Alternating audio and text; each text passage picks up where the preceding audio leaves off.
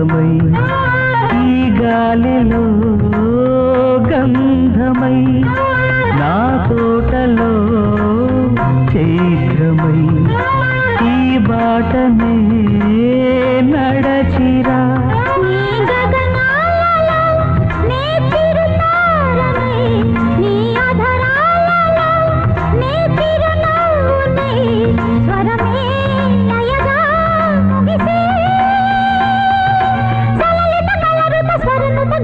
గమకము తెలియకనే